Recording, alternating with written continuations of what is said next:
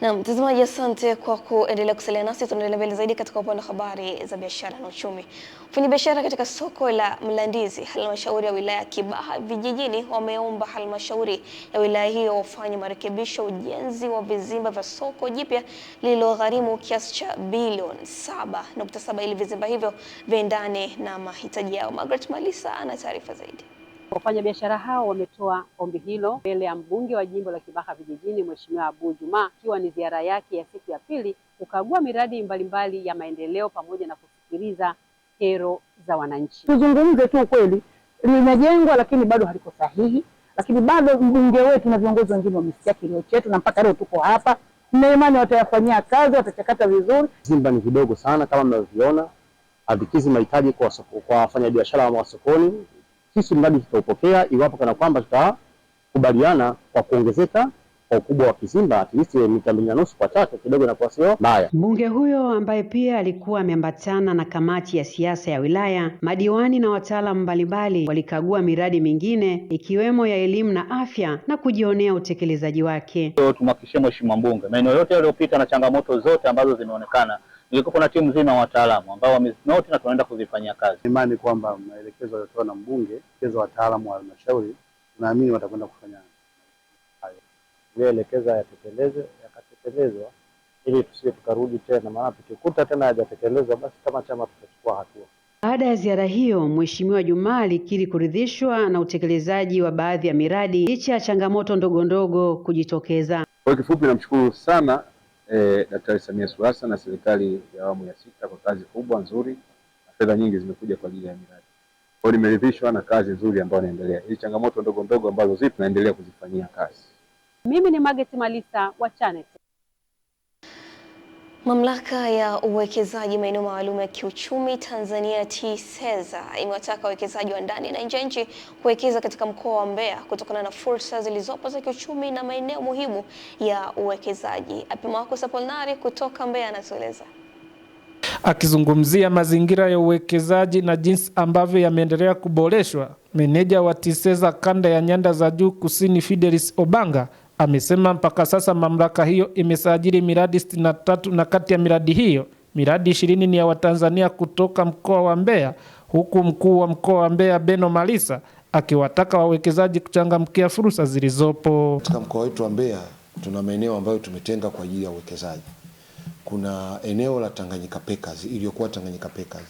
Pale tuna zaidi ya ekari 252 na viwanja zaidi ya 100. Tuna wanafunzi zaidi ya 200,000. Radius ya kilomita 5.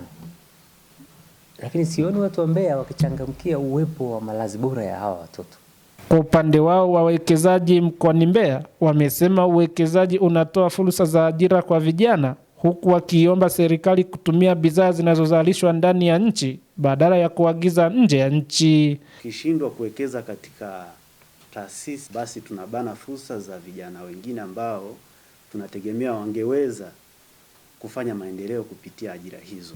Tumekuja kutokana na maelekezo mazuri ya serikali, sera nzuri za serikali. Kwa hiyo tunaomba sasa muambie wakubwa wasiagize tena haya madawa mengine. Hizi dawa ni rafiki. Nikiripoti kutoka katika eneo hili la uwekezaji hapa jijini Mbeya, Marcus Apolinari, Channel 10. Katika kuhakikisha wakulima wa mazao kibiashara mkoani Njombe wanaendelea kukua kiuchumi, mkuu wa mkoa wa Njombe Anton Mtaka amezitaka taasisi za kifedha kubuni mifumo rafiki ya utoaji wa mikopo kwa wakulima bila kubebesha masharti magumu ya dhamana ya nyumba, akieleza kuwa wengi wao wamewekeza rasilimali zao katika mashamba yanayozalisha mazao ya biashara. Michael Patrick kutoka mkoani Njombe anafafanua zaidi. Mtaka ametoa wito huo wakati akifungua kikao cha ndani cha mameneja wakuu wa benki ya NMB pamoja na maafisa wa benki hiyo kutoka mikoa 5 ya Nyanda za Juu Kusini ambayo ni Njombe, Iringa, Mbeya, Songwe na Rukwa. Lakini kama kuna thamani ya kuongeza kwenye kazi yenu ninyi kama maafisa wa benki, hebu tupate nafasi kama hizi forum tu tunavyofanya. Day 1 tunafanya kama hivi. Day 1 tuna visit. Tumepeleka watu juzi India. Mzee Nziku ana shamba heka 60. Heka 60 ya shamba lake lina miaka kama 5. Katika shamba la heka 60 amevuna parachichi tani 250. Sasa nikamuuliza yule mzee Nziku, Hivi benki ukiwaambia kwamba hili shamba lina thamani ya milioni 600, naomba benki unipe mkopo wa milioni 100. Anaweza akajua kwamba hili shamba ni collateral inayojitosheleza? Atakwambia ongeza nyumba. Sasa kwa hiyo huyu mtu ana heka 60. Lakini value ya mavuno yake kwenye heka 60 ni 600 million per season.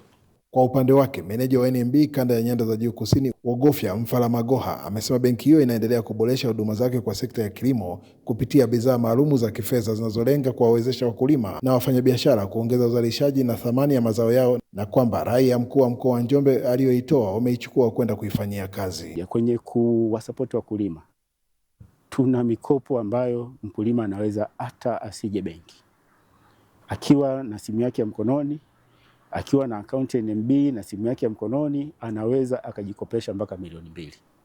Tuko very much committed kuhakikisha kwamba tunaendelea kutransform katika upande wa kilimo kama viongozi walivyozungumza, lakini pia kuleta tija na kuongeza value kulingana na mazao na kila jambo linalofanyika pia kwenye livestock, ili kuhakikisha kwamba wananchi wa leo. Kutoka mkoani Njombe, Michael Patrick, Channel 10.